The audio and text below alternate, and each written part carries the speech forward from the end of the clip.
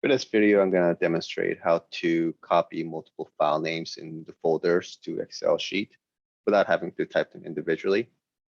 If you look on the left-hand side here, you have the multiple files, and the process is very simple. Just highlight the ones that you would like to get the names for. Then on top of the Windows Explorer, go to Home and click on Copy Path. Now go back to the Excel sheet and simply paste the value that you just copied. Now to get rid of the file path here, what you'll have to do is just highlight the cells that you just pasted. And then on your keyboard, click Control H. And then simply copy the file path. That should all be the same here. They're from the same folder.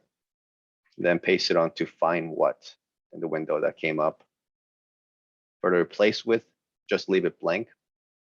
And then click Replace All. That will get rid of all the file path and then leave you with just the file names.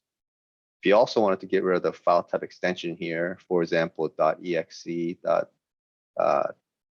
.txt, and whatnot, you can really use the same logic here on the find and replace function. So type .exe and then replace with blank, click replace all, and then follow the same idea for the other file path that we have here. I'm sorry, the file extension we have here. And it should be all done.